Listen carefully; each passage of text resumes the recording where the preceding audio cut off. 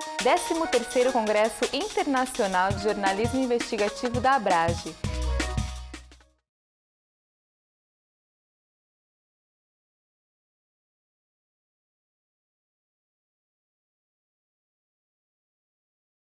Bom dia. Primeiro, agradecer que vocês caíram da cama depois daquela farra na Vila Madalena, né? Daquela promoção do chopp, segundo o Brunet. Teve promoção do chopp. Quem perdeu tem que ir hoje, tá? Hoje é o 3º dia do Congresso. Eu espero que vocês tenham se divertido bastante, tenham aprendido bastante até agora, tenham trocado informações, feito networking. Corre atrás mesmo, entra na rede das pessoas que vocês querem acompanhar. Tá? Hoje nós temos aqui 4 profissionais, 4 jornalistas que estão transformando boas reportagens em documentários, e eles vão contar os bastidores para a gente, vão mostrar para a gente detalhes que eu acho que vai servir para muitos de nós. Eu, pelo menos, estou super interessada nisto, porque eu também estou patinando ainda, né, nessa área. Eu queria só dizer como é que vai funcionar aqui, tá bom? A gente vão ser 15 minutos para cada um, ok? Para depois a gente dar tempo de abrir para perguntas, correto? As perguntas no final, depois das apresentações. As perguntas, por favor, vocês receberam, quando vocês se inscreveram, no primeiro dia de credenciamento, vocês receberam bloquinho e caneta. As perguntas por escrito, ok? Para facilitar e a gente aproveitar a dinâmica para ser mais rápido. Os monitores que estão aqui, ali, tá? Vocês entreguem para eles os papeizinhos com as perguntas, ok? Vou fazer uma rápida apresentação dos nossos convidados. Calma. Nós vamos conversar com... Quem vai começar primeiro é a Fabíola, ok?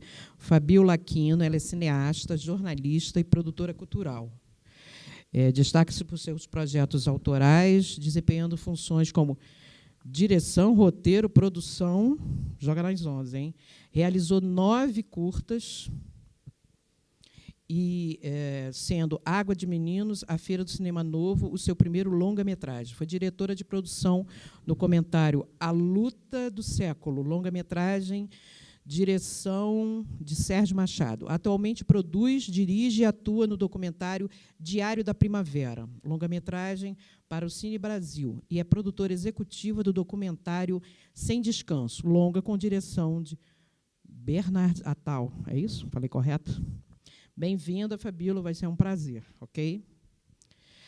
O segundo a falar vai ser o Bruno Wendel, baiano, tá? Repórter na área policial do Correio, e ele vai apresentar para a gente o caso Giovanni, a saga do pai que descobre que o filho foi sequestrado por PMs, morto, o menino foi decapitado. Ele vai contar em detalhes para a gente tudo isso que aconteceu, ok? Depois, a gente vai conversar com Vinícius Sassini, que está aqui, do Globo. Ele é repórter em Brasília, do Globo. É diretor do documentário Escape, sobre a vida de um travesti na Espanha. Em 2017, ele recebeu o Prêmio Rei de Espanha de Jornalismo por conta dessa série de reportagens especiais que ele escreveu no ano anterior. Ele denunciando o transporte de órgãos para transplante da Força Aérea, da FAB. Okay? Além disso, ele também já ganhou mais de 10 prêmios nacionais em jornalismo. Ele trabalhou no jornal O Popular e é coautor do livro Caminhos da Reportagem, sobre os bastidores do jornalismo. Ele é formado pela Universidade Federal de Goiás em jornalismo e economia pela PUC de Goiás. E o nosso quarto entrevistado, Daniel Brunet, que ele é documentarista e repórter do Globo. Ele é diretor do curta Plantão Judiciário, eleito melhor documentário de curta-metragem no Festival Internacional Colaborativo Audiovisual, de 2017. Ele é pós-graduado em cinema documentário pela FGV e análise de políticas públicas pela UFRJ. No Globo, ele também escreve o blog Emergência, sobre o sistema de saúde. Ele venceu o 10º prêmio Cindy Rio de Jornalismo e Saúde com a série Unidade Nova, Problema Velho. Ele é finalista do 13º prêmio Imprensa Embratel com a série Crise de Saúde. Então, a partir de agora, todos os nossos convidados eles vão falar um pouquinho, vão apresentar trechos do trabalho deles, ok? Como a gente combinou, quem já estiver tendo as perguntas, quem já quiser pergunta, já vai escrevendo, que depois a gente vai recolher, ok? Sejam bem-vindos à arena agora de vocês. Bom dia a todos e todas. Eu sou Fabiola Aquino, documentarista, cineasta lá em Salvador, na Bahia, e estou aqui para a gente conversar sobre o caso do documentário Sem Descanso. Acho que para a gente entender e aquecer essa manhã, assistir 5 minutos do teaser desse documentário vai ser interessante para dar prosseguimento à minha fala. Então, eu solicito a técnica que solte para a gente e depois eu volto a falar. Os relatos que eu escutava era para ir para casa dormir, senão pegar minhas coisas e ir embora. O que ele fez é um trabalho de jornalista, né? É um trabalho investigativo, é um trabalho de polícia. O ator decisivo, fundamental, foi o pai, a insistência do pai de localizar e depois de enterrar o corpo do seu filho.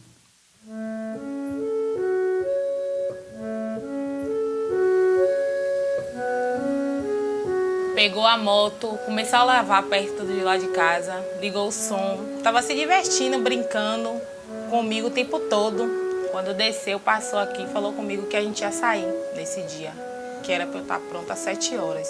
O último momento que eu tive com ele, aqui na porta de minha mãe. A vizinha dela falou que passou no ônibus e viu ele sendo abordado. Começamos a rodar, a família já foi para um lado, eu e Jurandir de outro, em todas as delegacias. Isso no mesmo dia. Nada de Giovana. 4ª delegacia, 8ª delegacia, 6ª delegacia.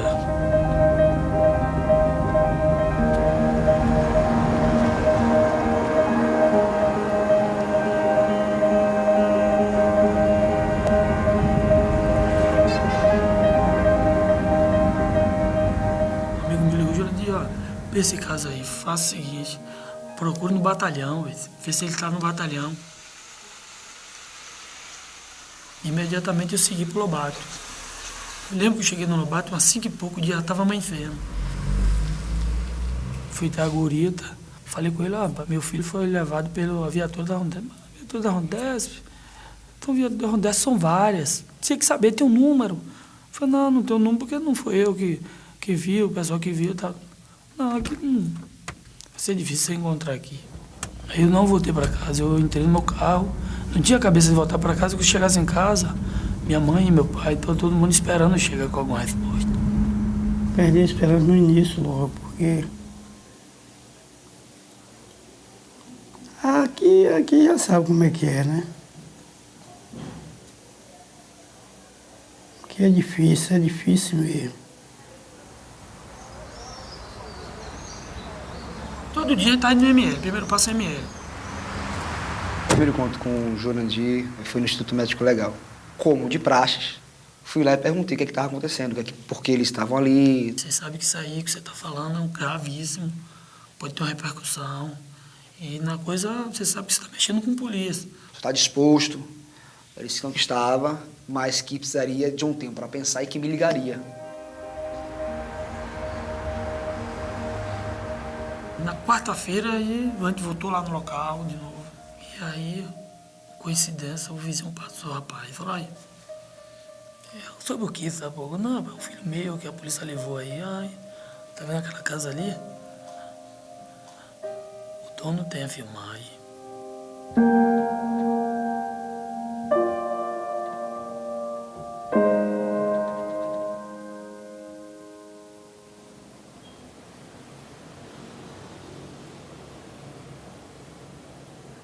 Eu liguei pro Bruno, do Correio, e falei com ele, rapaz, eu tô com uma filmagem aqui.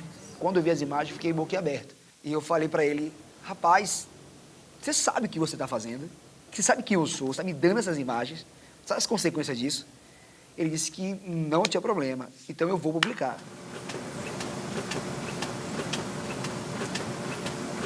A ideia era pressionar os órgãos para que eles dessem uma satisfação.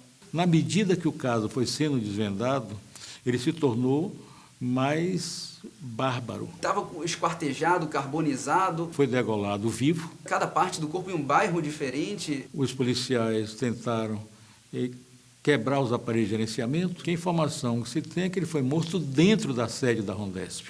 É um crime de Estado cometido por representante do Estado.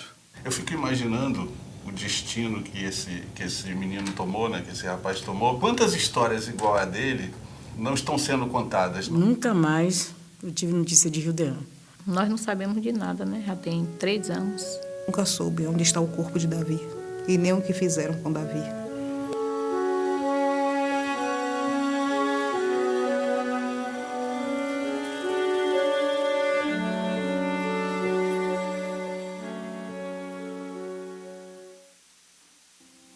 Os relatos que eu escutava era para ir para casa dormir, senão pegar minhas coisas e ir embora. Não, isso.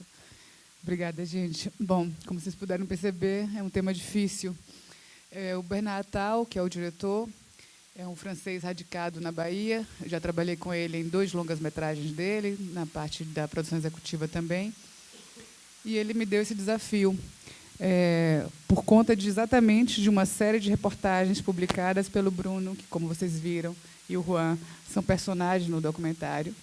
Nós nos imbuímos dessa busca de fazer, contar, vir a público essa história do caso Giovanni. O filme se passa em 3 camadas. Uma que é exatamente esse processo de investigação detonado pelo pai, que, ao saber que o filho tinha sido levado por uma guarnição policial, vai em todos os departamentos, repartições, IMLs, hospitais, presídios. Ele vai a tudo que é possível na cidade à busca desse filho. E, na busca desse filho, encontra Bruno no IML e relata o que estava acontecendo, trocam contatos. E, como dito, ele identifica essas imagens de segurança, da câmara de segurança, que prova que ele tinha sido levado pela polícia. E a superexposição que aconteceu no jornalismo, a partir do jornalismo diário produzido no Correio por Bruno, ele acabou se blindando. Curiosamente, essa foi uma história que nos impactou muito e fizemos, então, essa associação de reproduzir essa busca do pai junto com o Bruno. Então, a gente tem uma encenação de uma série de acontecimentos que antevieram ao caso para contar. Essa é uma das camadas, a camada da investigação, inspirada no jornal, inspirada nas ações do pai, o Jurandir. O documentário quase se chama Jurandir, tamanha a importância desse pai nessa narrativa, nessa investigação. A outra camada é exatamente um comparativo internacional. Nos Estados Unidos, no mesmo mês, mesma semana, agosto de 2014, em que aconteceu esse episódio em Salvador, houve o assassinato do Michael Brown, um jovem negro assassinado por um policial branco. E esse assassinato, também sem motivações, foi uma comoção pública muito grande no enterro. Spike Lee, outras representações da sociedade americana estavam completamente indignadas e se expressando sobre isso. Então, essa camada do comparativo mostra como a sociedade brasileira e, nesse caso, a estadunidense, se posicionam diante de um fato de tamanha violência. No Ministério Público, houve uma declaração da promotora de que, após ser identificado 11 policiais comprometidos com o caso e estando eles indiciados, né, eles seguiriam em liberdade, posto que não houve clamor popular que justificasse a prisão daqueles agentes policiais. Eles tinham residência fixa, endereço, e seguem em liberdade desde 2014. Não houve ainda o julgamento e não fazemos ideia, a verdade, quando isso virá a acontecer. E a terceira camada do documentário acaba tratando de onde estão essas origens históricas dessa violência policial.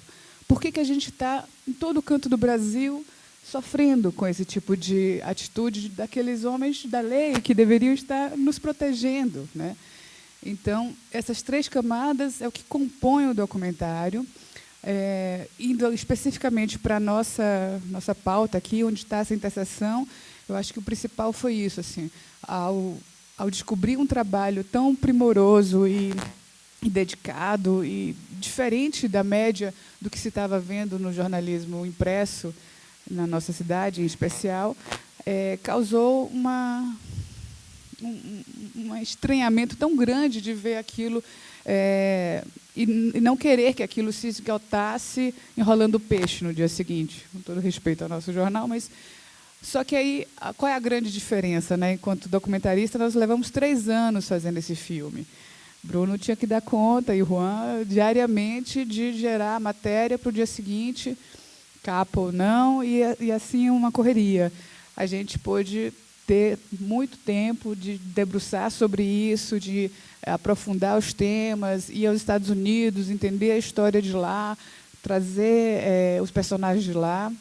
Outra curiosidade é que o caso do Michael Brown vai virar filme em Hollywood, então a gente não teve acesso aos pais, às pessoas mais próximas a ele, em função dos direitos reservados da história, e fizemos entrevistas com pessoas mais periféricas, que estão dentro do movimento, estavam nos protestos que a gente relata. Então, essa foi uma outra vertente, e a gente fica assim muito motivado a lançar esse filme esse ano. Ele está em fase de finalização. Próximo semestre agora, no início desse semestre, a gente já começa a inscrição dele nos festivais. Já temos uma distribuidora, deve vir aos circuitos das principais capitais brasileiras. O longa, então, tem essa história. Eu acho que a gente pode abrir para conversar depois e esclarecer pontos que lhes interessam mais especificamente. Eu estarei à disposição de todos. Muito obrigada.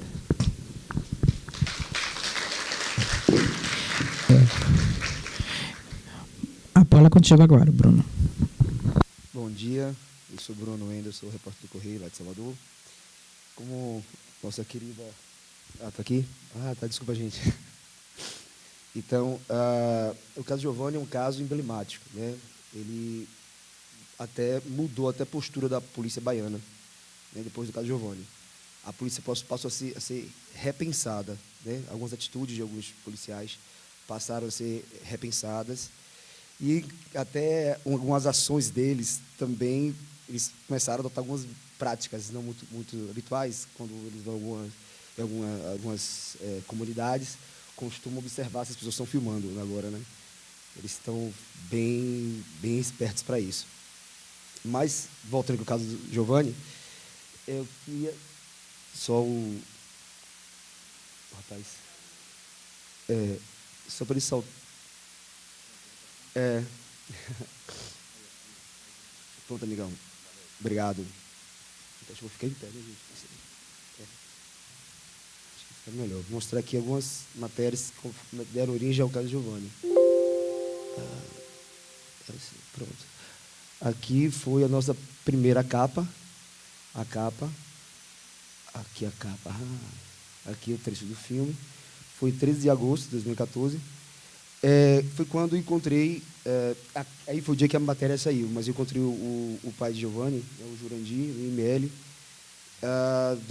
3 dias antes, e ele estava muito apreensivo em busca do filho. Já tinha rodado várias unidades, hospitais, delegacias, e sem saber que o corpo do filho já estava no IML há muito tempo.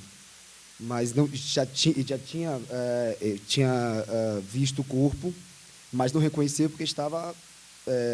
não tinha cabeça, não tinha as tatuagens. Tentaram arrancar a tatuagem dele do lado para poder identificar. Ele tinha uma tatuagem aqui, o Giovanni. Tentaram arrancar, não tinha mão. Então, tipo assim, o que mostraram para ele no IML eram fragmentos, pedaços, né, partes do corpo, os restos mortais. Então, ele não tinha como identificar. E, numa conversa rápida entre eu e ele disse que tinha algo para me mostrar, que ia ver se conseguia. 2 dias depois, ele me liga dizendo que tinha um vídeo mostrando a abordagem policial, que a gente acabou de ver aqui com Fabiola. Encontrei com ele, nós conversamos, eu mostro ali no documentário, perguntei ele: rapaz, olha, você vai comprar uma briga grande. porque eu não vou, você vai comprar briga com a polícia. Inclusive, um dos policiais que está envolvido no crime é vizinho dele, praticamente. Ele mora em um bairro e ele mora em outro. O Jurandir mora na Santa Mônica, não, na Santa Mônica, e o Gesimiel, que é um dos policiais envolvidos, indiciados no crime, mora em um bairro bem próximo. Deixa eu passar aqui. Para cá. Não, desculpa, galera. Pronto. Aqui é quando o caso vem à tona, né, o Correio começa a continuidade ao caso, as séries, e o Estado reconhece que o corpo de Giovanni já estava no IML há mais de uma semana, o que eu já tinha dito aqui para vocês. Ou seja, eles encontraram a mão dele, a mão e a cabeça em um canto, e um corpo, o resto do corpo, num outro canto, em outra área. Então, a mão já tinha sido comprovada que era de Giovanni, e o corpo passava por teste de DNA. Aqui foi o enterro, né, do Giovanni, foi lá na Serra Preta, lá a 155 km de Salvador. Foi uma comoção total, pessoas de vários estados que abraçaram a causa, direitos humanos, inclusive a Fabiola e o Bernard. O Bernard já estava lá, a gente não se conhecia ainda, a gente passou a se conhecer depois do enterro. Pronto. Eu acho que essa aqui, para mim, acho que foi a cereja do bolo desse caso. O Ministério Público fez uma coletiva lá em Salvador para dizer que policiais foram indiciados pelo crime. A promotora, doutora Isabel, ela não deu detalhes do caso. Não botou caso em segredo de justiça. Não, minto.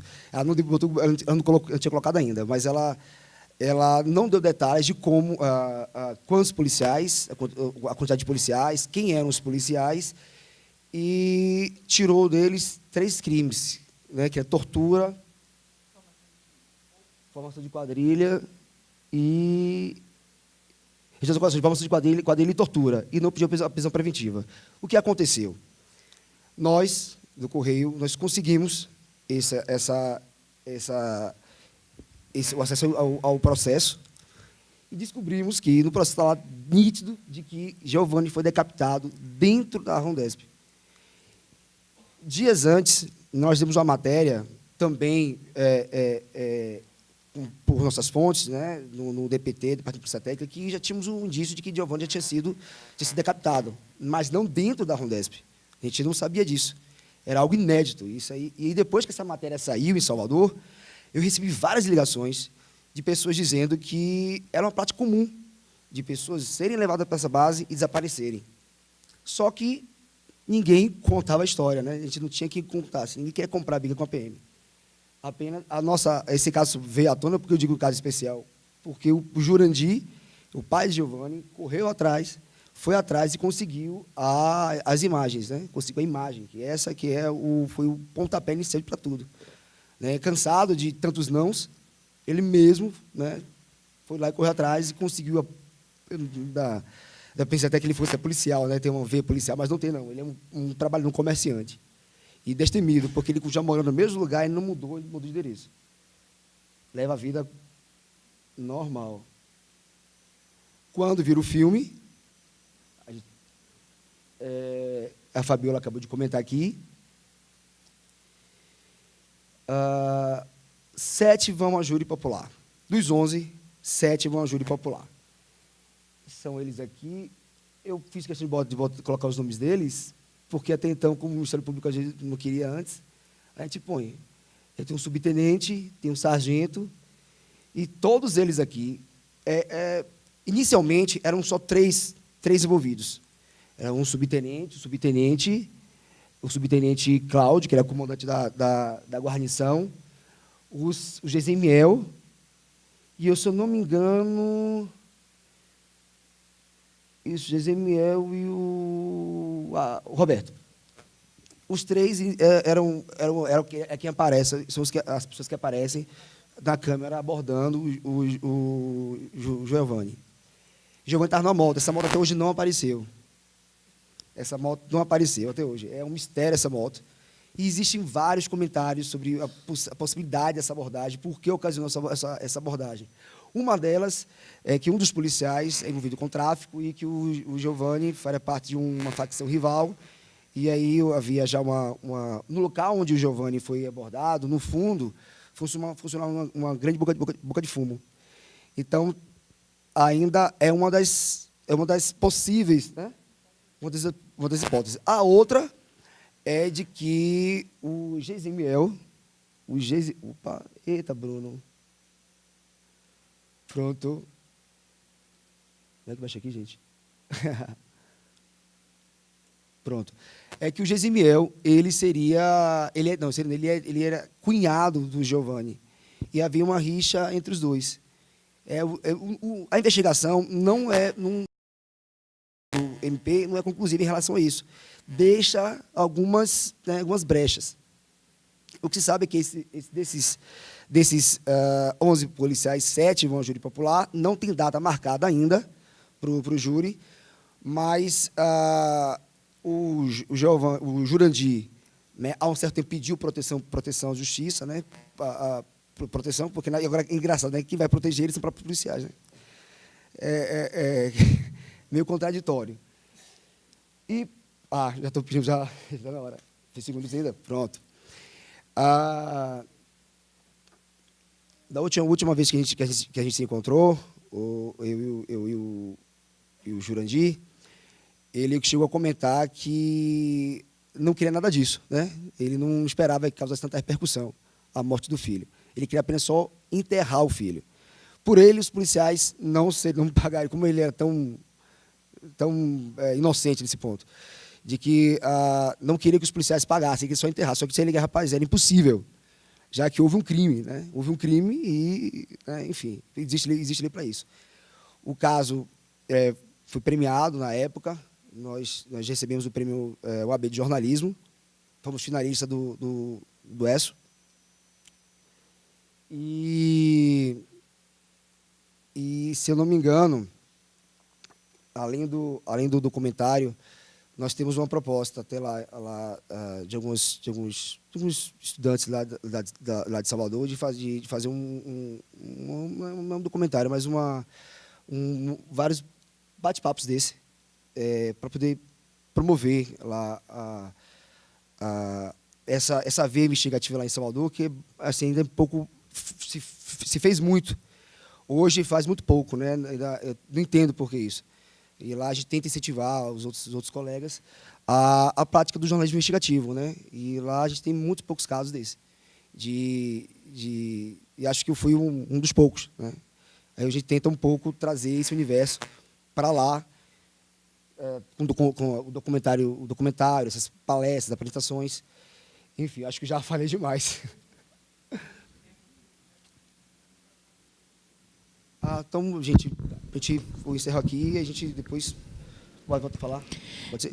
Primeiro, agradecer a Fabíola e o Bruno. Eu estava ali observando o material, como essa realidade, né, o que aconteceu, é tão próxima da realidade do Rio de Janeiro, que já aconteceram casos semelhantes, não só agora, como acontecia no passado, e é um absurdo que ainda esteja acontecendo, né, 2014, 2015, tão próximo da gente. Eu acho que a gente aí já vai ter bastante material para a gente conversar depois das apresentações. Só lembrando a vocês, as perguntas, por favor, por escrito, os monitores que estão ali na sala, ali no cantinho. Quem já tiver pergunta, já coloca, por favor, para quem vai ser a pergunta e coloca o nome também para poder a gente falar aqui, tá bom? Só para vocês lembrarem que eles já estão recolhendo perguntas para quem tiver, tá? E agora eu vou passar a palavra para o Vinícius e depois para o Brunet.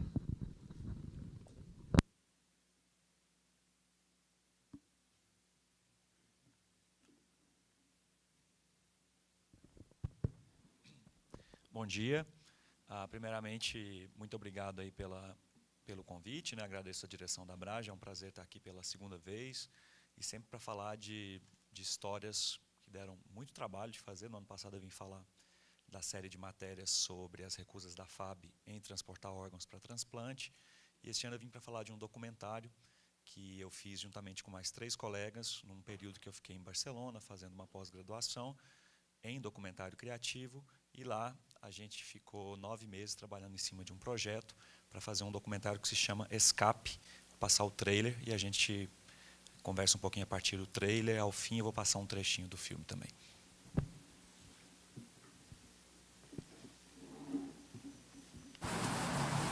Muita roupa vou ter que usar só quando estiver em minha casa. Agora eu sou sem teto. Agora eu sou a tica do trasteiro.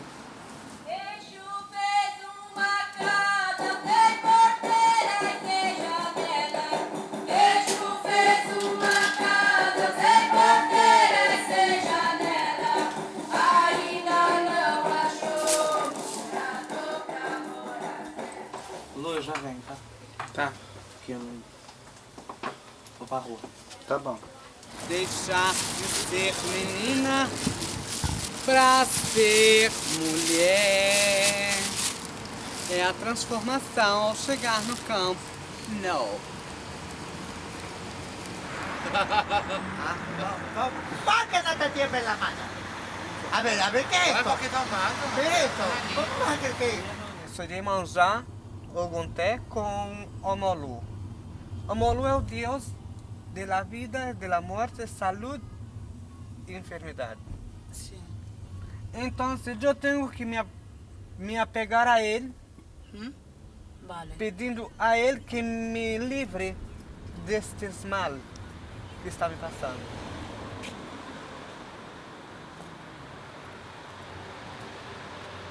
Eu não tenho pretensão de voltar. Voltar pro Brasil pra quê? Pra morrer?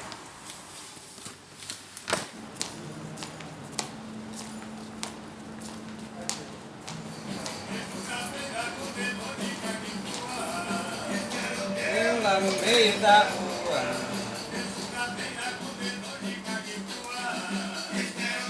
Tá no meio da rua. Cadeado de madeira.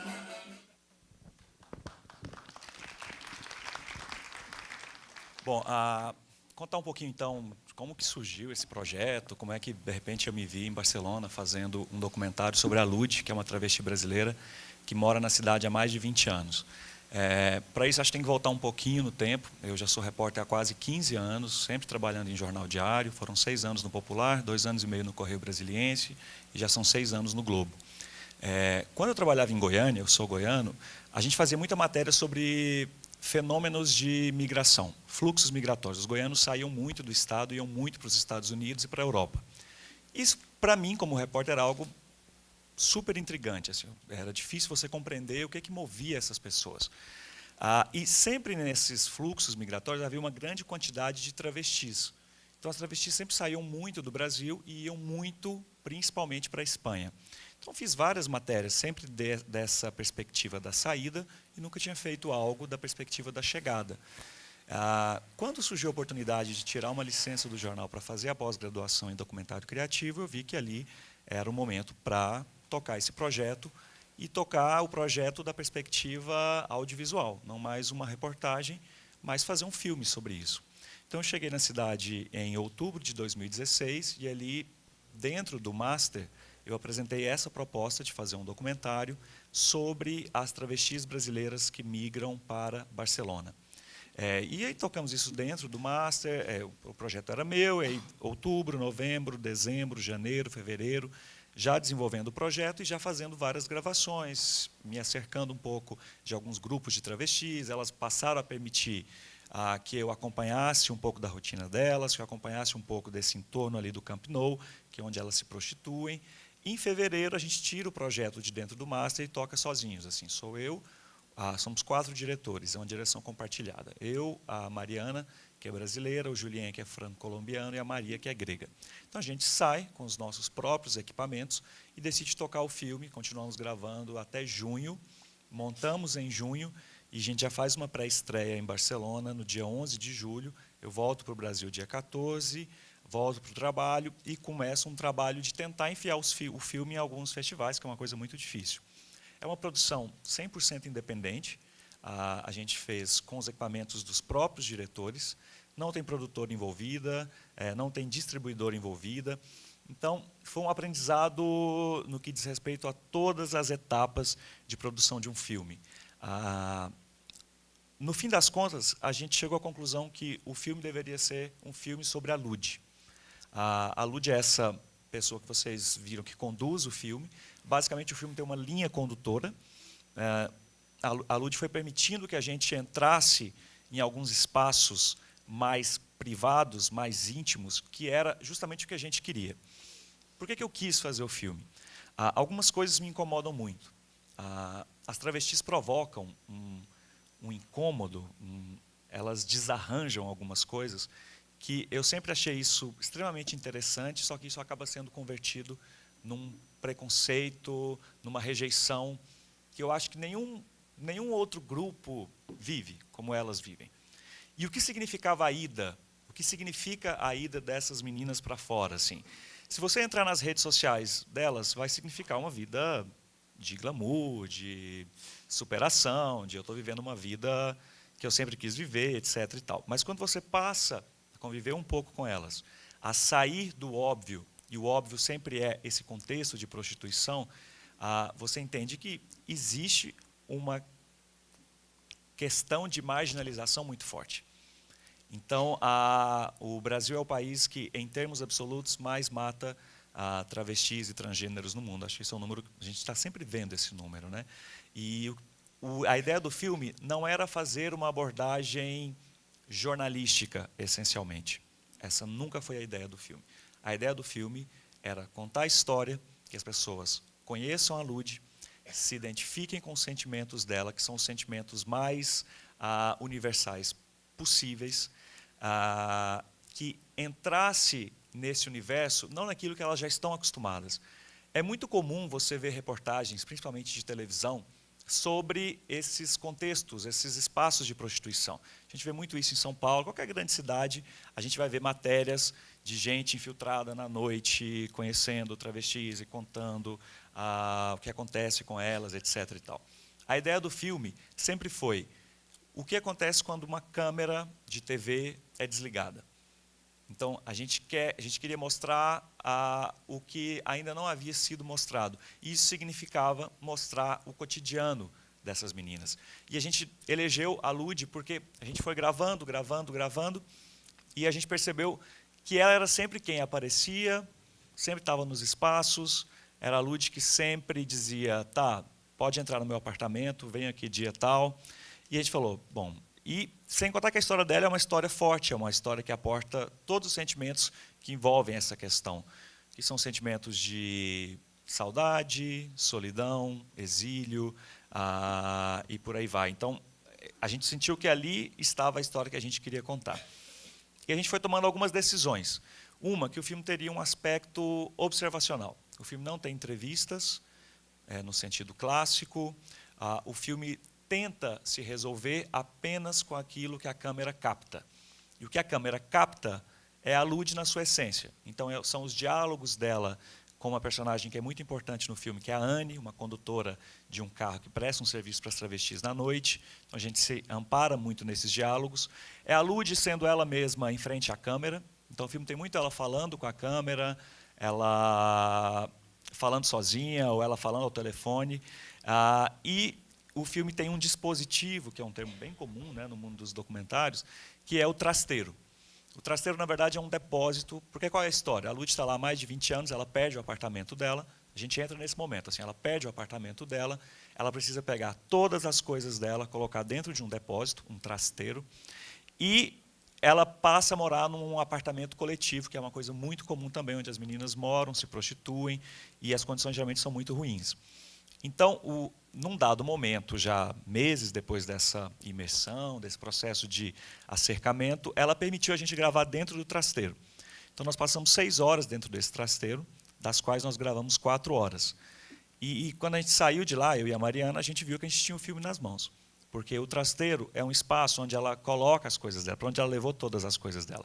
E ela tem que ir lá, de tempos em tempos, pegar alguma coisa. Ela tem que pegar uma tomada, ela tem que pegar um vestido, ela tem que pegar um secador de cabelo. E, naquele dia, ela foi porque ela tinha que organizar o trasteiro. Então, ela tinha que tirar todas as malas, organizar tudo, retirar algumas coisas, guardar as malas. Ela pegava um objeto, ela lembrava de um episódio, ela contava alguma coisa da vida dela. Quando a gente saiu de lá, a gente falou, a gente tem o filme nas mãos agora, porque a gente tem o fio condutor que a gente precisava para contar a história da Lud. Uma das propostas aqui da mesa é falar um pouquinho dessa intersecção entre jornalismo e documentário.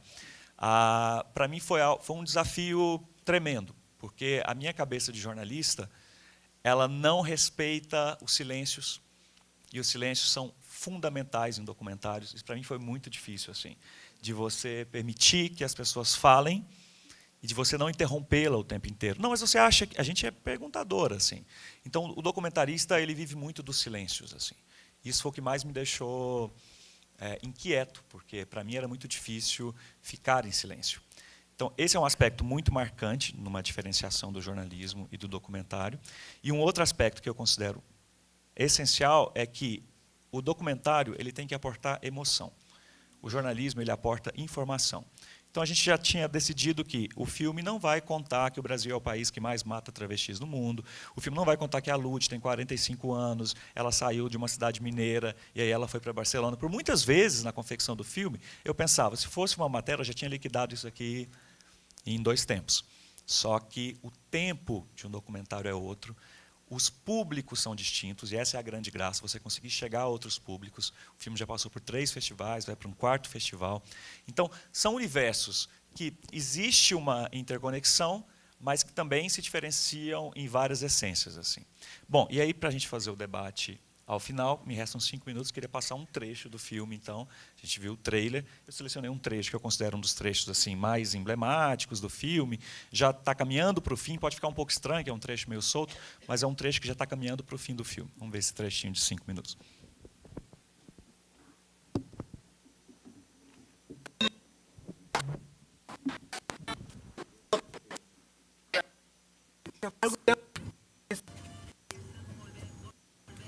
O sea, te hicieron un tag, me imagino que de todo. Sí, para ver. No, el tag, cuando se hace el tag es para ver el cuerpo entero. Y ahí te lo sacaron. Ahí es donde que descubrieron que la silicona se desplazó para el pulmón. ¿Y cómo te lo han conseguido quitar de ahí? No puede quitar. Es el cuerpo que tiene que acostumbrar.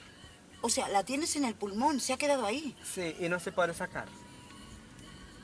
Y no hay nada que la pueda diluir tampoco. Hoy, Viviana, por favor. Es como un tumor. Ahí está, ahí se queda, no se puede mover. ¿Y ahora qué vas a ver? Últimamente no puedo bailar porque... Pero hoy no vas a trabajar, ¿no? Hoy no, yo voy solo a pasar por allá, saludar hablar con ellos y sí. demás. ¿Es la primera vez que vas desde que has salido del hospital? Sí. Vale, o sea que todavía no te han visto. Todavía no. Pero saben cómo estás, ¿no? Ella me ha ido a visitarme, la dueña del bar. O sea que aún es comprensiva, te mantiene el trabajo y todo. Sí, y bueno. Menos mal. Y en el campo no puedo bajar porque no me soporto de pie.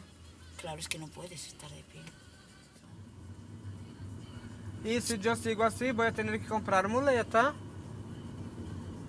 ¿A tener que ir con muletas? Sí, porque a un determinado momento no aguento sujetar el cuerpo con las piernas. Hay determinados momentos que me pasa esto, no consigo, no... Es como tú pisas y no tienes firmeza, fluff. Pues nada, a reponerte, ¿no? Es que no te queda otra. No, es la realidad. ¿Y allí no tienes familia, no tienes a nadie que te pueda ayudar? ¿Dónde? En Brasil. ¿Qué es familia para ti? Alguien que se preocupe por ti. Deu meia-noite na terra e no mar, deu no mato, na calunga, em todo lugar. Deu meia-noite, não tem hora pra chegar, quando chegar meia-noite, chegar em qualquer lugar. Deu meia-noite, não tem hora pra chegar, quando chegar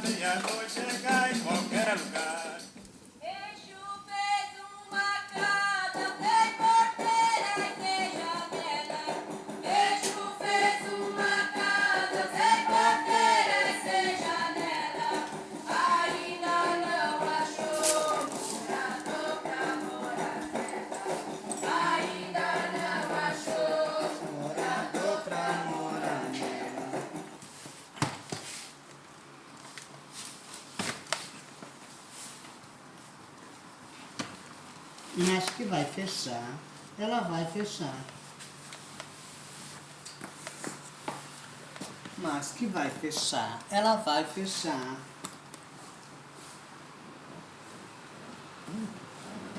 Porque eu não sou L'Oreal, pero yo lo valgo.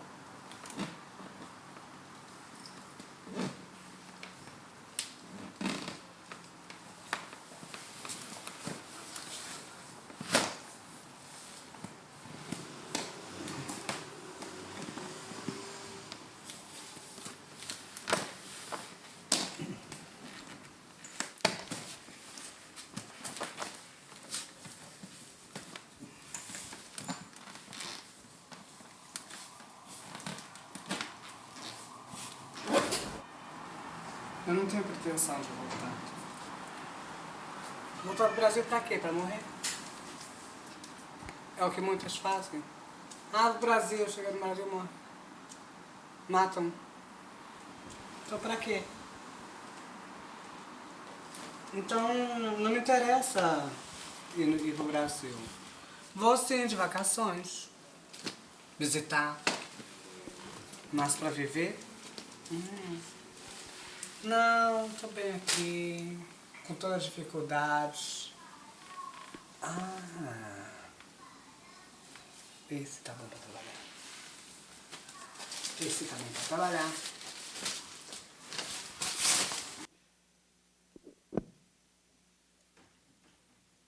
Bom, é isso aí, tô aberto pro debate aí.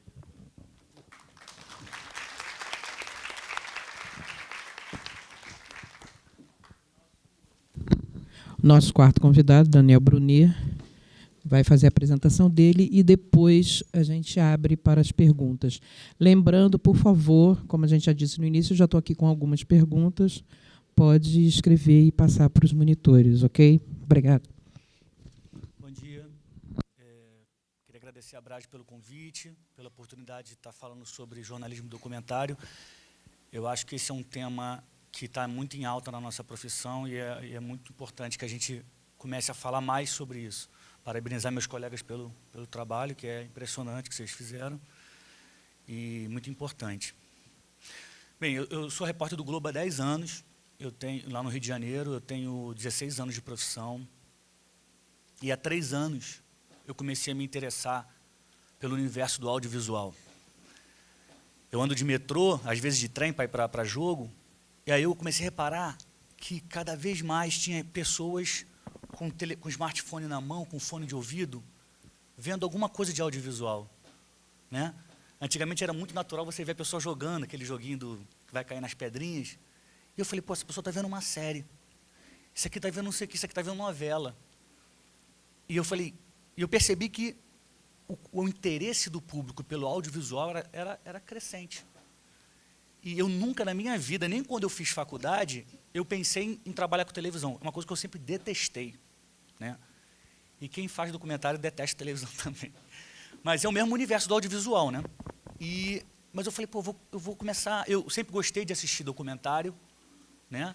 E eu falei, eu vou procurar saber o que é isso, né? Eu talvez imagino que essa seja muito a dúvida, né, que os repórteres têm. Será que eu devo fazer? Será que vale a pena? Será que isso é para mim, fazer documentário? Mas eu fiz faculdade de jornalismo. E eu não sabia exatamente o que eu podia fazer dentro de um documentário. Eu vou ser roteirista?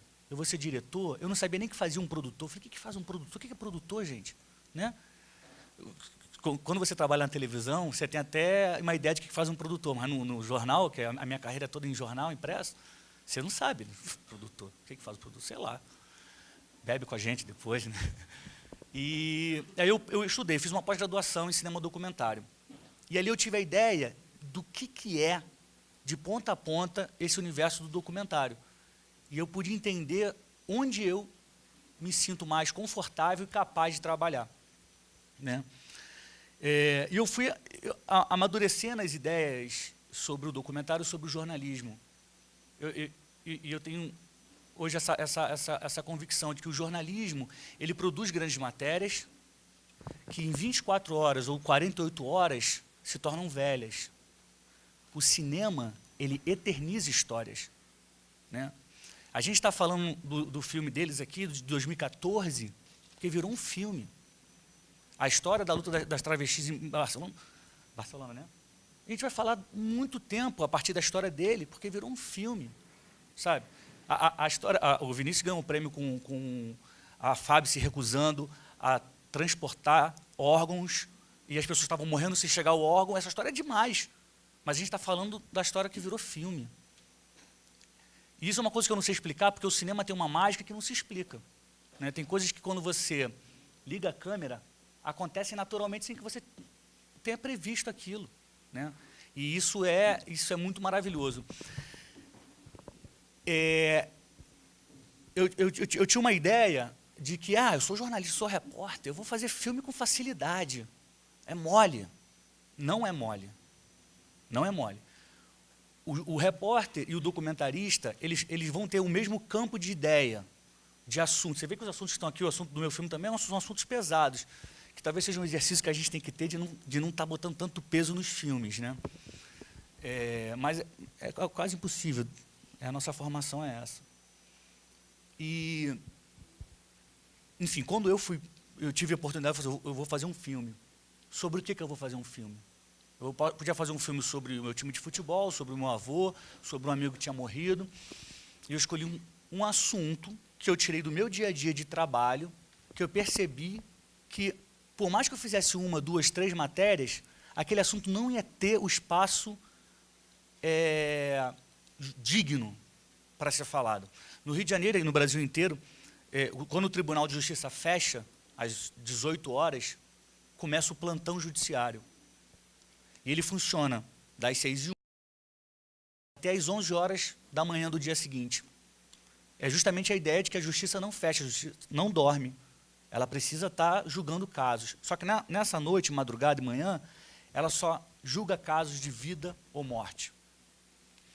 E eu fui lá passar uma noite. Eu falei, cara, aqui tem um filme. Eu já conhecia, por ter feito várias matérias sobre saúde, é um tema que eu gosto, que eu escrevo sobre. E ninguém sabe o que é o plantão judiciário. Pobre, rico, ninguém sabe. Branco, preto, ninguém. Falei, o plantão, o que é isso? Não sei. O que julga lá? Não sei. Ninguém sabe. Eu falei, cara, como é que pode? É um serviço público, gasta dinheiro, as pessoas vêm trabalhar aqui de madrugada e a população não sabe. O que é o plantão? O plantão, ele julga casos de vida ou morte ou de perda irreparável. O sujeito sofreu um acidente. Ele não vai morrer, mas ele pode perder a perna se ele não fizer a cirurgia. Aí chega no hospital, o cara fala assim, não tem vaga para te operar. Aí a pessoa corre no plantão.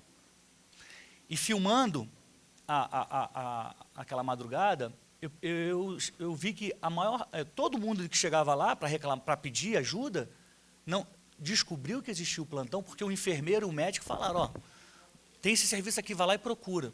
No meu filme tem até um cara que fala, eu não sabia dos meus direitos, mas me informaram, eu vim aqui. Então, nesse ponto, eu acho que jornalismo e documentário, eles se unem. O cinema não tem, olha só, o cinema não tem obrigação de informar ninguém. O cinema conta história, né? E o documentário é cinema. Só que a gente consegue, no documentário, passar informação. E aí eu acho que é o que seduz todo repórter, né? Quando a gente se define, eu sou isso, eu sou aquilo, a gente se limita, né? Tipo, o Vinícius é repórter, é diretor, é produtor, o que é? Eu prefiro usar a expressão contador de história, que você vai contar a história, seja no papel, seja no cinema, seja na televisão, né? E acho que esse é o ponto de grande união entre o jornalismo e o documentário. É a oportunidade de continuar contando história numa plataforma em que as pessoas se interessam mais, que é o audiovisual. E quem tem vontade de fazer documentário, eu incentivo muito que estude, que busque se informar sobre como faz, quais são os diferentes estilos, porque isso ajuda muito na hora que você vai fazer um filme, né? A gente viu dois filmes completamente de estilos diferentes. O Vinícius faz um filme de cinema direto, que é um cinema de observação. Ele já faz um filme de interação. observação também e tem... não é ficção, Reconstituição da cena. Reencenação. Reencenação. Porque quando você define o estilo e faz um filme, ele fica mais fácil de compreender. Pode ser que o espectador ele não saiba a diferença entre um estilo de cinema e outro, mas na hora que ele vê, se for tudo muito misturado, confunde, né? Então é muito legal você definir essas formas. Por isso eu acho muito bacana ler, estudar, ouvir e ver filme. Eu tenho convicção de que o caminho do audiovisual é irreversível, né? A cada dia o Brasil investe mais nesse meio. O orçamento da Ancine para o ano que vem é de 1,3 bilhão, é dinheiro pra caramba. Para vocês terem uma noção, em 2016, o governo federal tinha 900 milhões para botar no cinema. Todos os projetos que botaram lá pegaram 400 milhões. E o presidente foi e contingenciou meio bilhão. Ou seja, tem dinheiro para fazer cinema, porque o cinema ele se retroalimenta, né? Quando você pede dinheiro para o governo para fazer um filme, você não está pedindo favor, né? Você vai pegar esse dinheiro, você vai empregar um monte de gente e o seu dinheiro vai botar dinheiro de volta no caixa do governo, porque você vai pagar imposto para passar no cinema, você vai pagar imposto para passar na televisão, ou então no sistema de VOD, né, o NOW e tal. Então, assim, é profícuo o mercado, vale a pena tentar, e é isso, é sedutor contar a história no audiovisual. Eu vou passar deixei por último passar o trailer do filme, tem 1 minuto e 20, mas a ideia é essa. Meu filme é de observação, tem um momento de interação também, mas a pessoa não fala para a câmera, porque é na hora do atendimento, o filme é na hora do atendimento, né? O Vinícius falou de uma coisa que é muito particular do documentário, que é o conceito de dispositivo. O que é isso? Dispositivo é você criar limite para o seu filme. É uma cadeia uma cadeia literal de prisão. Uma prisão que você fala assim, o meu filme não vai passar desse limite aqui, mas aqui dentro eu vou dançar. Então, o filme é sobre o sistema de saúde, mas ele se passa dentro de um prédio do judiciário. Eu fico com a minha equipe, também independente, sem patrocínio. Quem fez a produção é uma amiga minha de infância, que trabalha com cinema. E a gente chegou lá para filmar somente dentro do prédio do judiciário. A pessoa chega, conta a história dela, espera a ordem judicial, e aí eu finalizo o filme telefonando para as pessoas. Eu não saio do tribunal, vou filmar as pessoas na casa dela. Eu continuo ali. E eu ligo para ela, e aí, o que aconteceu? 24 horas, foi cumprida ou não foi cumprida a ordem judicial? Foi, não foi?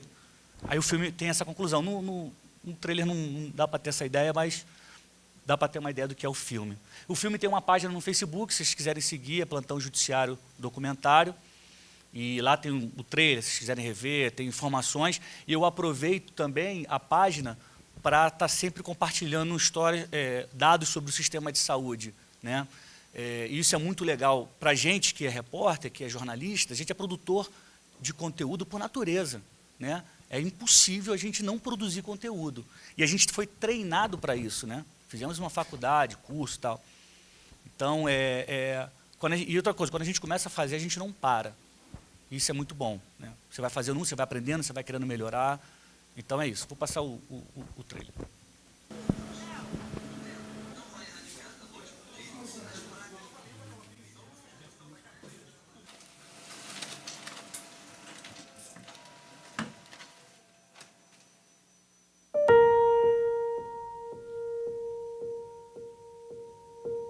E eu venho aqui atrás desse recurso para tentar ver se meu irmão tem mais uma chance de vida. Para poder sair do alcoolismo e viver a vidinha dele para poder criar um filho que ele tem.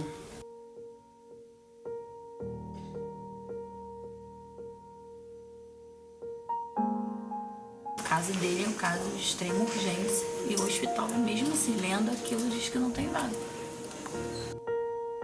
Uma das diretoras lá do hospital. Eu falei, é porque é tua família que tá aqui. Ela falou assim, olha só, tipo de pessoa como você eu conheço muito bem. Não adianta falar assim comigo.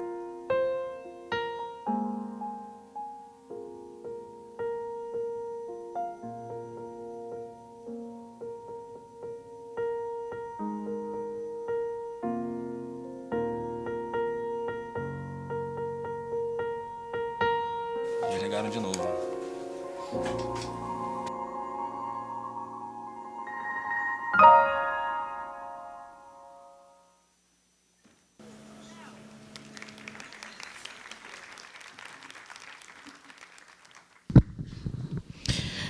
Bom, a boa notícia é que nós temos muitas perguntas. A má notícia é que a gente não tem tanto tempo assim, nós temos uns 40 minutos, né?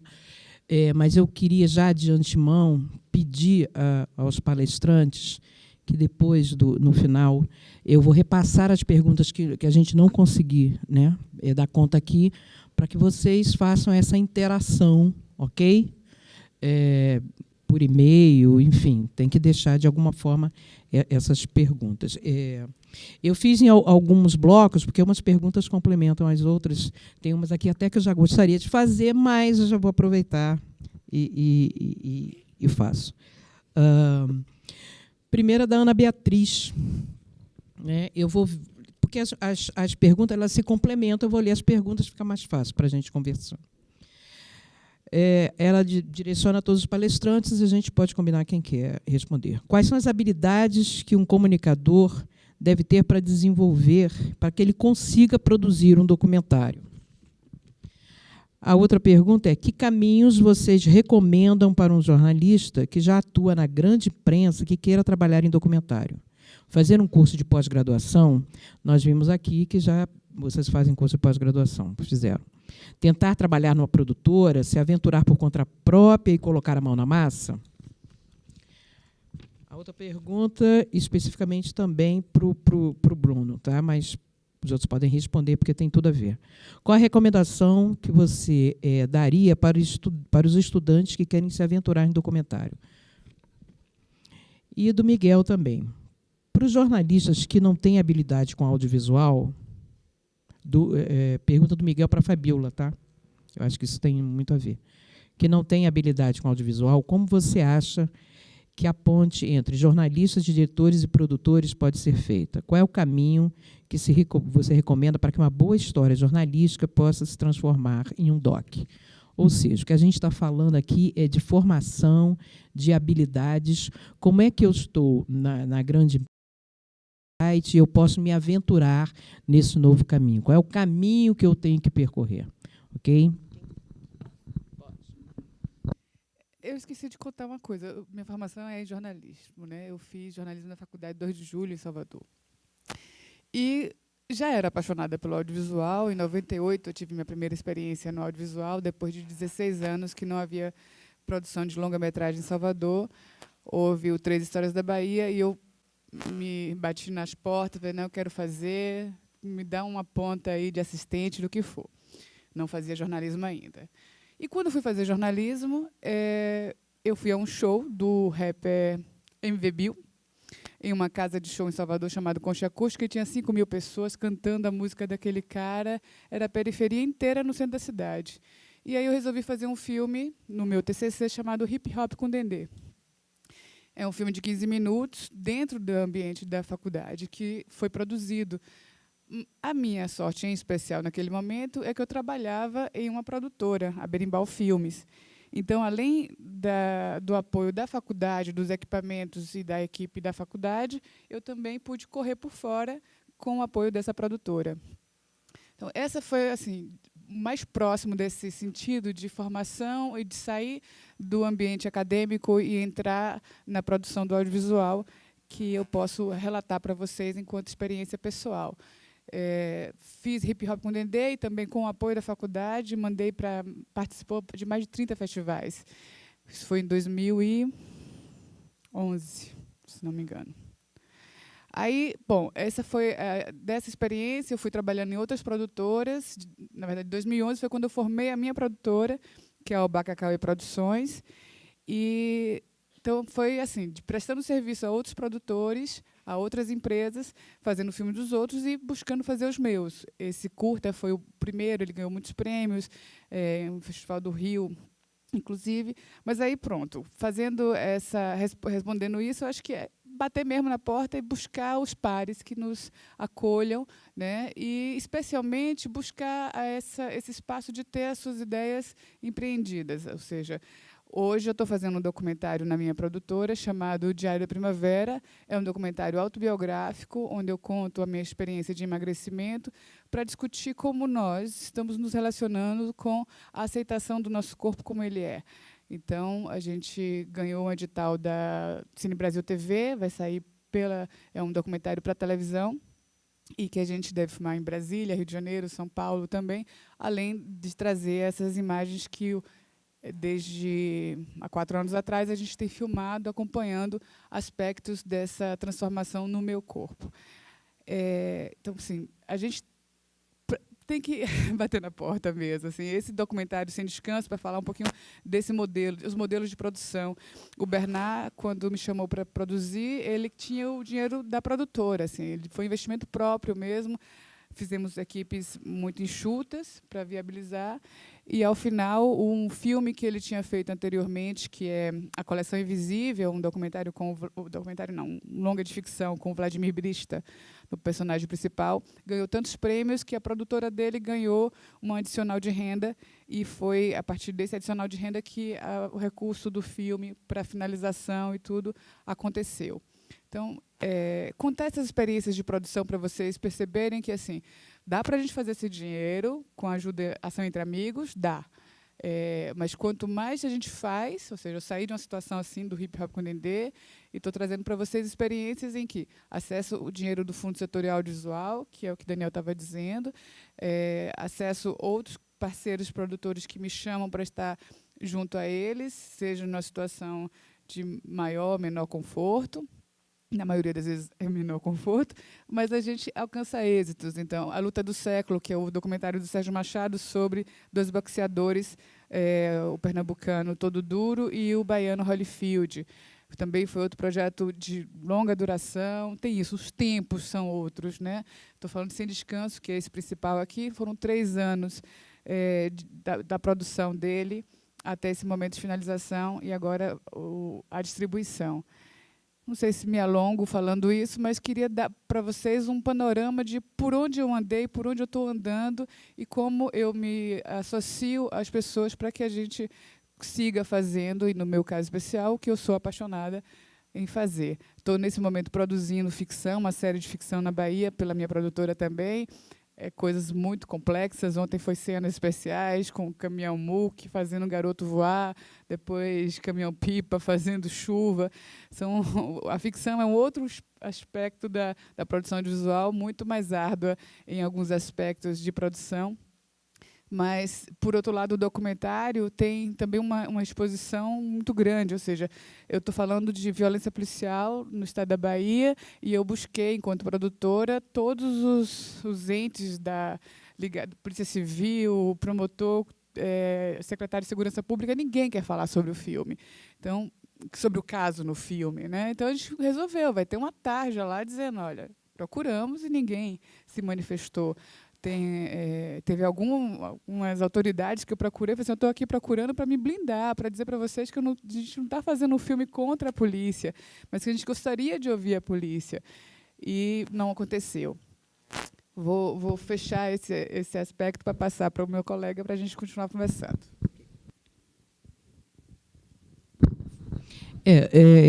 Eu acho que a gente precisa tocar num ponto que eu acho que é o que a maioria está querendo saber aqui também. Quais são as habilidades que um jornalista tem que ter para se aventurar no caminho do documentário? Deixa eu só falar uma coisa. Teve uma pergunta que chamou a minha atenção. Quem não tem habilidade com audiovisual? Há 4 anos, exatamente, foi logo depois da Copa do Brasil, eu comecei a me arriscar a filmar. Eu criei um canal no YouTube, Daniel Brunel 8, que tem as tosquices que eu fiz, estão lá, são poucas, mas estão lá. Eu comecei a entrevistar a gente na redação. Eu entrevistei o Anselmo, que é meu chefe, eu entrevistei o Lu Arlindo, que é um repórter antigo do Jornal Dia, do Jornal Policial, entrevistei o João Máximo, que é jornalista de esporte e biógrafo do Noel Rosa. Eu peguei a câmera, eu falei, posso conversar com você? Posso? Pode. Botei a câmera aqui, eu não sabia como linkar, porque você grava o som separadamente e a imagem na câmera, né? Depois você bota no computador, você junta. Eu não sabia fazer nada disso. Nada disso. Você vai no YouTube e aprende. Como é que faz para fazer não sei o que lá? Vê o tutorial, aprendi. Sabe? Mas está tosco, demais o que eu fiz. Mas está lá, né? É o início. Então, se você não tem habilidade, treina. Treina. Se você acha que você vai... Ah, eu nasci com esse dom. Parabéns para você. Mas se você não nasceu com esse dom, existe o treinamento. Treina, você chega lá, né? E é isso, é uma evolução. E cada vez que você faz, você aprende, você fala, podia ter feito diferente. No próximo eu faço. Então, são fases que você vai passando. Enfim, eu incentivo, estuda, lê sobre o documentário, conversa. Aqui todo mundo é jornalista, faz pergunta. Cola do lado de alguém que sabe e fala, como é que é isso aí? E não sei o quê, e tá total. Você vai vencendo essas barreiras e aprende a fazer. É isso. Acho que o colega aqui já resumiu, né, já respondeu, mas cara e coragem também é fundamental. Assim, eu reconheço que eu não domino as habilidades necessárias para se fazer um filme. Eu acho que a primeira dica que eu dou para vocês é serem muito humildes, assim, porque e colocar na cabeça que a gente está se aventurando num universo que não é o nosso. Nós somos jornalistas. E o mundo do audiovisual, do cinema, tem muita gente boa fazendo muita coisa boa. Então, assim, o meu primeiro princípio foi, me sinto quase um intruso aqui, buscando desenvolver uma técnica que não é a minha. Para isso, eu busquei um curso que eu acreditava, eu comecei a me deparar com as teorias principais do documentário, as divisões todas que existem, e uma dica de ordem prática, eu acho que é um pouco essa, de você ter uma câmera, começar a operar essa câmera, começar a fotografar para desenvolver algum senso estético. Porque nós, jornalistas, nós somos muito bons em descobrir histórias e contar histórias. E eu acho que quando você se aventura no mundo dos documentários, geralmente, posso estar enganado, mas os cineastas não dominam tanto essa técnica. Essa técnica é nossa. Só que nós não dominamos a estética da coisa. Então, isso é muito difícil. Eu acho que tem que ter humildade de reconhecer que nós não somos diretores de fotografia, que nós não dominamos a edição de som, captação de som, e todos esses elementos são fundamentais para se fazer um filme. Então, eu acho que esse filme que a gente fez só foi possível porque a gente se aliou em 8 mãos. Então, a gente tinha um jornalista raiz, digamos, eu que sou repórter, trabalho em jornal diário. A gente tinha uma jornalista que trabalha com audiovisual, já trabalhava bastante com audiovisual, trabalhou na Veja Online, na TV Veja, que é a Mariana. Tinha um artista plástico, que manja tudo de fotografia e correção de cor, e tinha uma cineasta de formação, que também dominava um pouco mais essa questão da fotografia e da estética que a gente queria alcançar. Então, acho que é preciso admitir, primeiro, estamos entrando num território que não é o nosso. Segundo, muitos dos cineastas e produtores veem com maus olhos os jornalistas. Essa é uma outra realidade. E terceiro, mesmo nesse cenário, a gente domina técnicas de apuração, de imersão, de busca de história, de identificação da boa história, que talvez o pessoal do audiovisual não domine. Então, é uma questão de jeito de você tentar se encaixar nisso, assim. E outra dica também é buscar os editais. Assim, tem muito edital para a pessoa física. Então, se você é estudante, está saindo da faculdade, domina um pouco de câmera, já consegue fazer algumas imagens legais, você pode tentar buscar os editais pequenos, sei lá, R$50 mil para produzir um curta.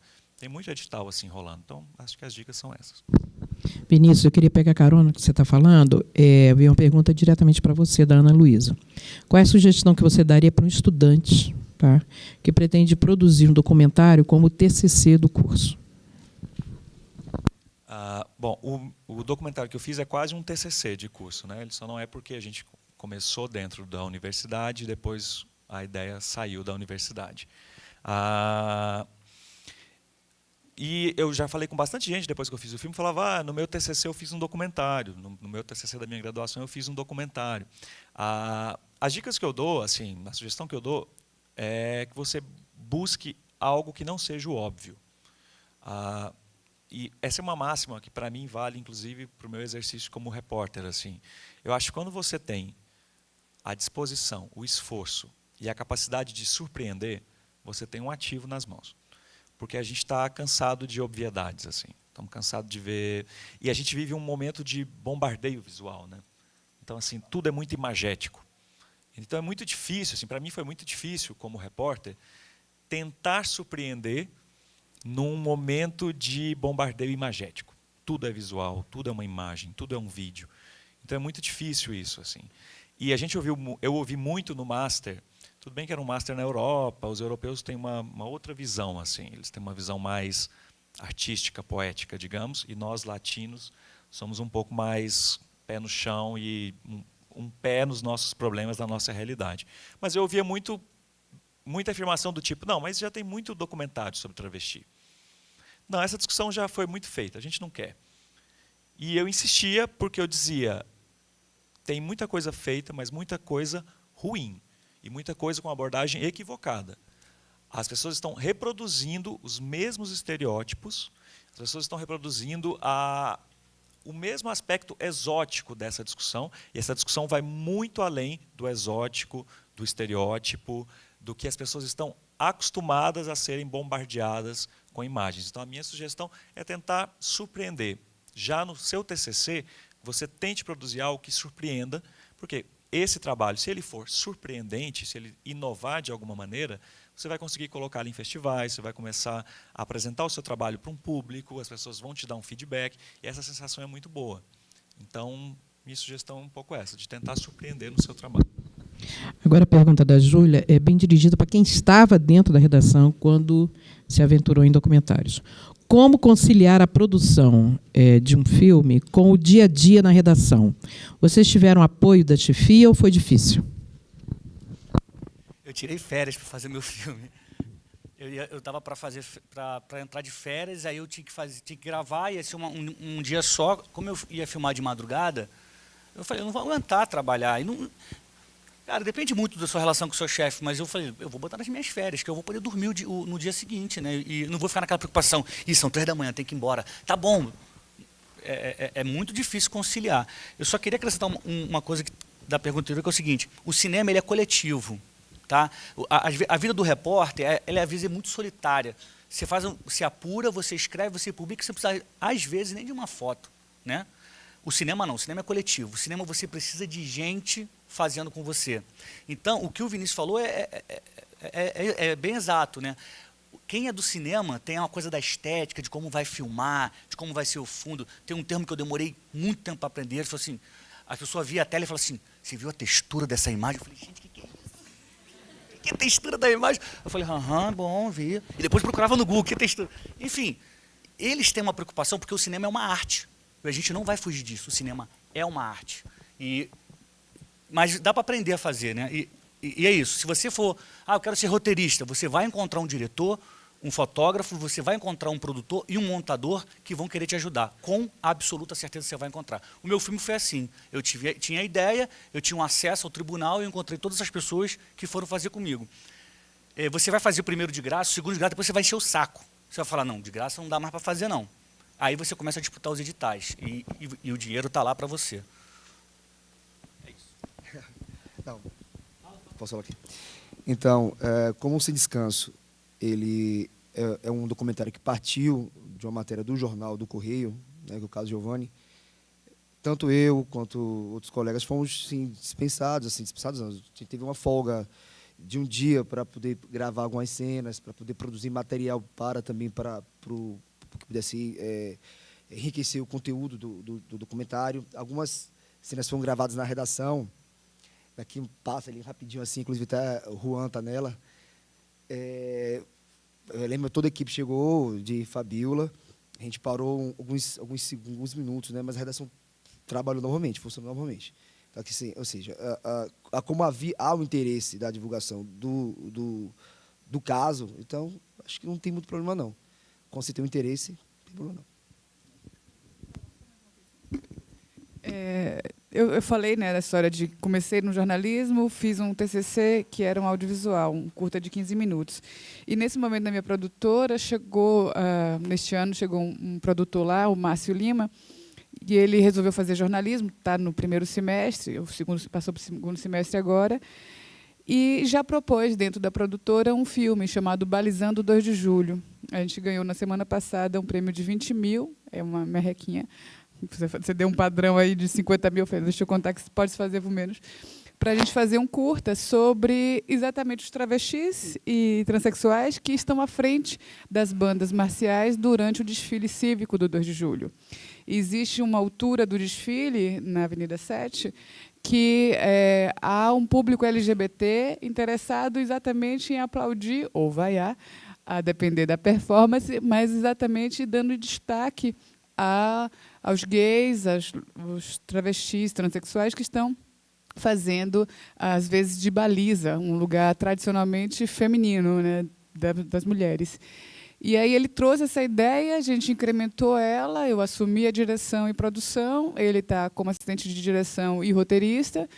Então, é um estudante dentro da produtora empreendendo um projeto novo em que eu vou estar assinando junto com ele. Então, só dando mais um exemplo de como essa roda gira, né?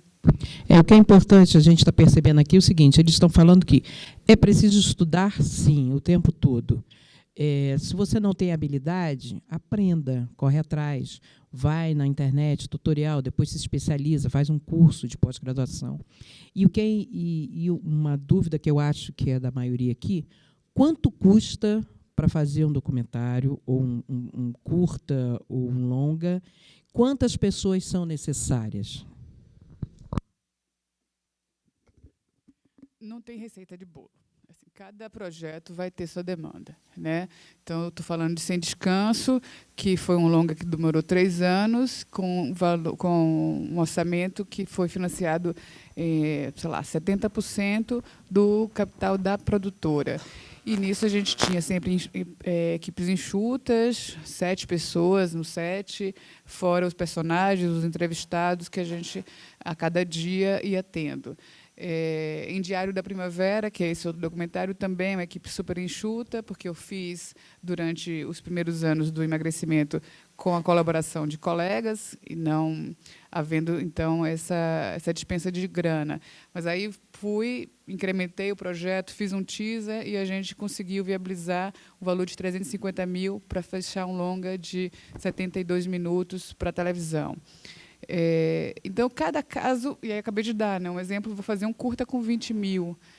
É muito pouquinho, mas eu vou fazer o quê? Vou fazer 2 diárias, vai ser outro tempo de produção, né, 3 diárias no máximo, que a ideia é pegar 2 dessas personagens que estão à frente como baliza das bandas e fazer um momento anterior ao desfile e depois acompanhar durante os desfiles. Então, cada complexidade de projeto vai demandar uma coisa, né? Então, a gente não tem uma fórmula por isso. Você parte do princípio do seu roteiro. O que esse roteiro pede? Ele vai ser contado em quantos minutos ao final? Para chegar nesses minutos, quantas diárias você vai ter? Que tipo de profissional? Vou ter computação gráfica, eu tenho muito material de arquivo e eu preciso trabalhar essas imagens que não foram captadas pelo meu pessoal. Então, essas características individuais de cada projeto que vão determinar as suas necessidades e seus orçamentos. Geralmente o cinema ele vai funcionar com diária, né? Você vai filmar quantos dias? Porque um dia você vai filmar um dia, então você vai ter que pagar uma diária para o fotógrafo, para o produtor, são 2 dias, já dobrou o preço. É uma semana, então vamos acertar. Então é muito isso. E quanto maior for o seu planejamento, você vai saber exatamente. Isso é uma coisa muito diferente que eu experimentei. Porque no repórter, quando você é repórter, você resolve tudo em 2 minutos. Fala assim, tem que fechar o jornal, tem que ter essa matéria, mas não tem nada apurado. Você se vira. Você faz a matéria, ela vai sair. No cinema não é assim, né? Fala assim, não, calma aí, mas cadê seu plano de direção? Mas não sei o que lá. Então, é planejamento. Você planeja, você sabe, eu vou fazer isso, então eu preciso de tantas pessoas aqui no lugar tal, e você consegue fazer um orçamento, e você sabe quanto você vai gastar, né? E é basicamente isso. Bom, no caso do documentário, o filme foi todo com a nossa mão de obra. Então, a gente gravou muito, assim. Então, por exemplo, a cena do carro. A cena do carro, estamos nós 3 ali atrás. Eu, como diretor, tem o captador de som, né, e tem o câmera. Então, geralmente, a gente sempre saía em triozinho. Assim, a gente ia para o Camp Nou, saía o trio. Eu dirigindo, alguém filmando, e alguém captando o som. E aí isso se invertia também. O trasteiro fomos em dupla, eu e a Mari. E aí eu também peguei na câmera. Foi um pouco assustador, assim, mas tive que pegar na câmera porque foram 6 horas dentro do depósito, 4 horas de gravação. É quase humanamente impossível, assim. Então a gente se revezou na câmera. Então é um filme, o filme é muito atípico, não dá nem para falar em custos, porque todo ele foi feito com os nossos equipamentos e com a nossa mão de obra. A gente tem alguns gastos agora nessa fase de distribuição, que alguns festivais você paga uma graninha para inscrever, assim. Mas até isso é um critério, assim, que a gente tem usado de não inscrever em festivais caros ou que exijam grana, porque a gente realmente não teve financiamento, e a ideia do filme é essa, que foi uma produção independente. Então, é um caso atípico de impossibilidade de calcular quanto custou esse filme. Custou muita energia, muita briga, muita discussão, e deu muito trabalho, assim, mas saiu porque havia uma coletividade, senão não teria saído. Uma pergunta da Fernanda que tem muito a ver com quem está nas redações. Depois dessa experiência de vocês com o documentário, o que vocês levaram para a produção diária no seu trabalho? Né? Mudou?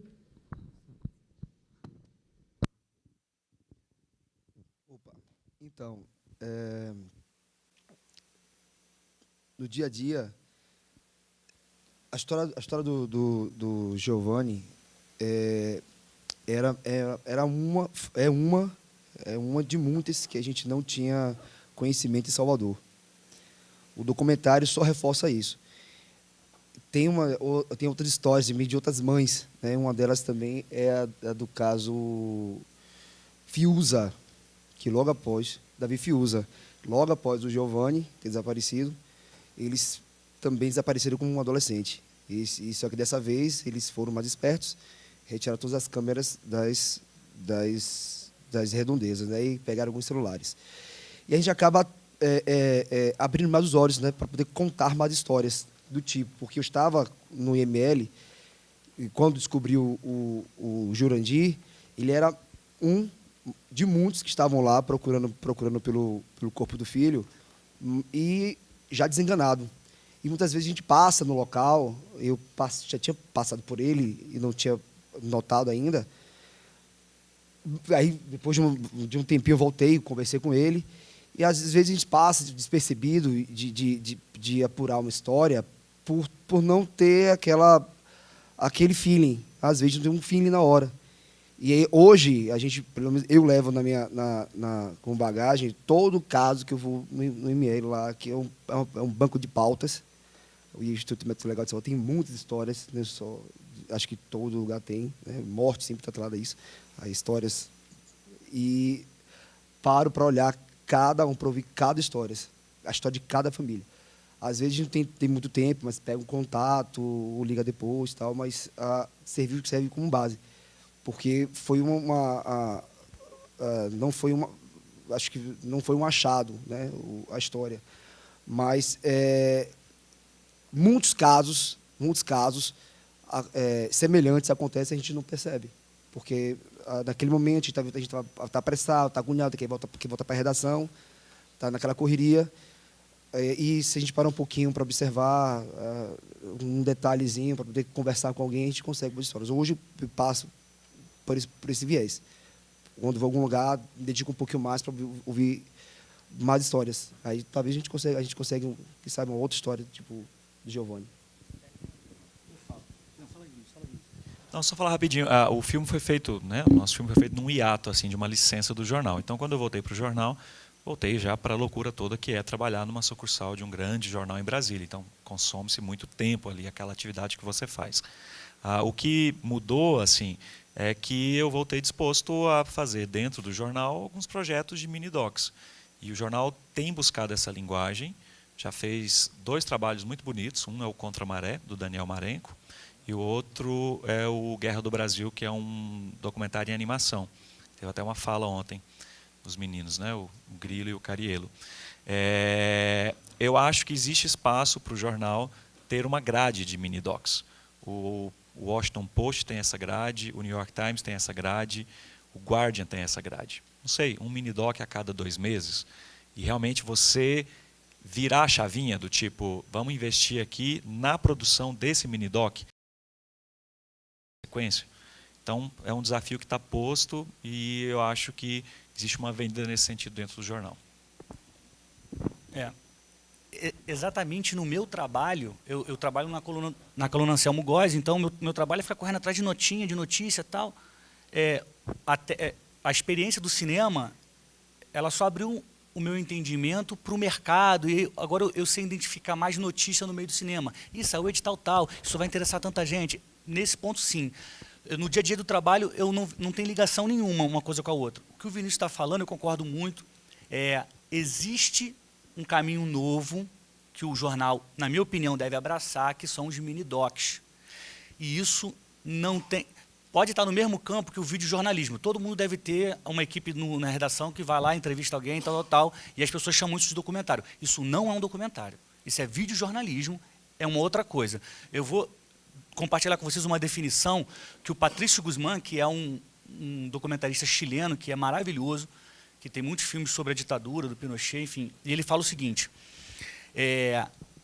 muita gente pega uma história e encaixa como se fosse vagão. Você pega um pedaço aqui, coloca aqui, aí você pega essa história aqui, você coloca aqui, às vezes você pega essa que estava no final, você bota na frente. Aí você fala, eu tenho um filme. Você não tem um filme, você tem um trem. É diferente. O filme é outra coisa, o filme conta uma história. Então tem muita gente que faz videojornalismo e acha que é documentário. Não é a mesma coisa. Bom, vem a pergunta da professora Liege Albuquerque, de Manaus, do Edmilson e da Paula Moraes. Bruno, que tem tudo a ver, tá, Bruno? Você recebeu alguma ameaça de PMs durante a realização das matérias, tá? E você continua de olho na performance dos PMs também. A PM e o governo, eles pressionaram para não sair o documentário, né? Vocês não darem conta da matéria. E, antes de se tornar um documentário, foi uma reportagem muito difícil de se fazer. Você sofreu ameaças enquanto estava apurando a matéria?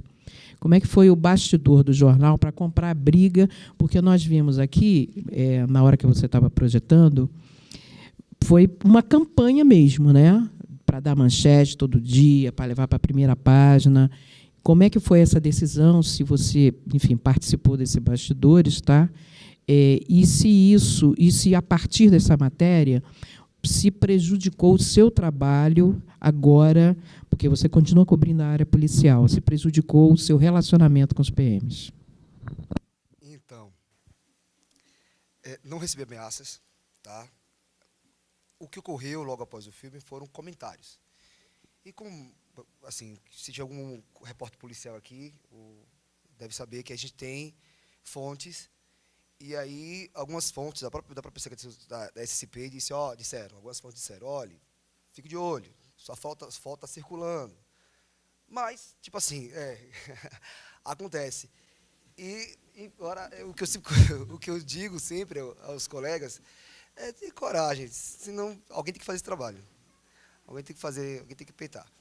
Então, não recebi diretamente, não. Né? Mas em Salvador, eu sou o cara que não é bem visto pela polícia baiana. O próprio secretário já, uma vez, falou comigo, rapaz, secretário, olha, Secretaria de Segurança Pública. E, assim,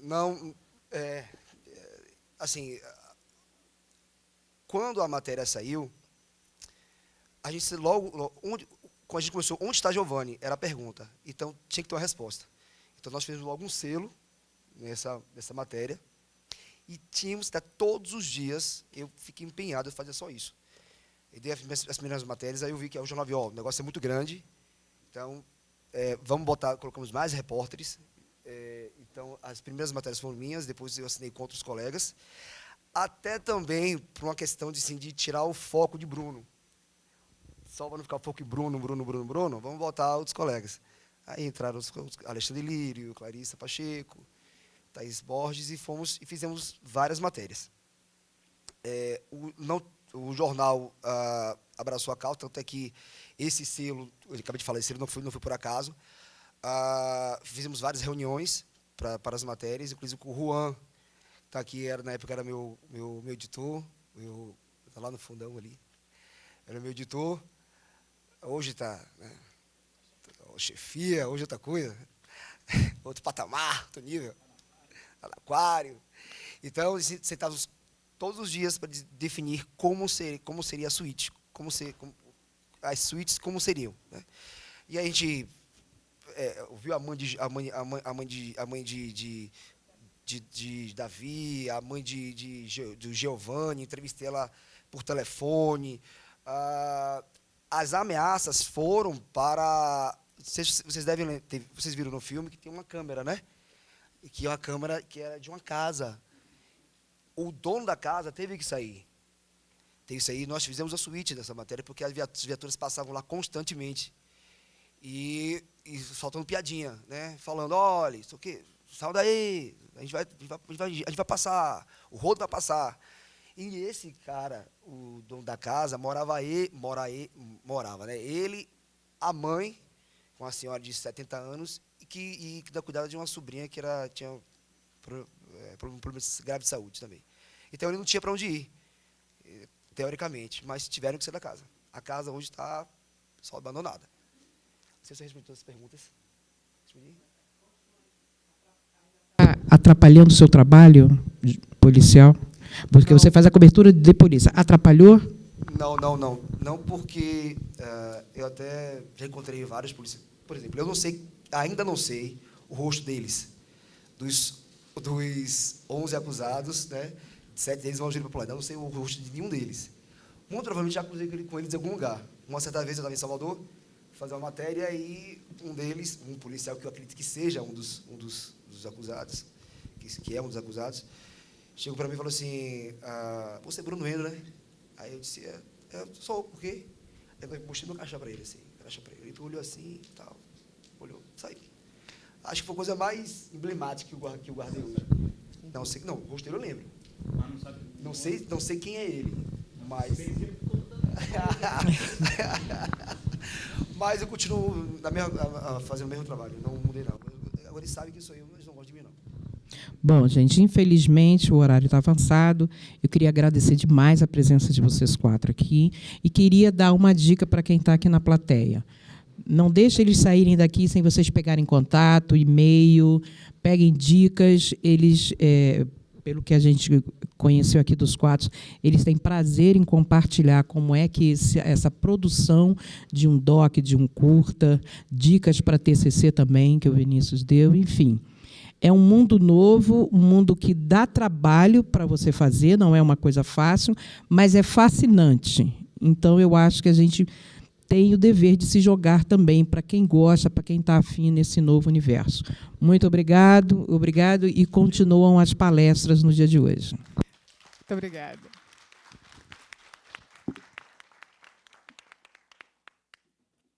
º Congresso Internacional de Jornalismo Investigativo da Abrage.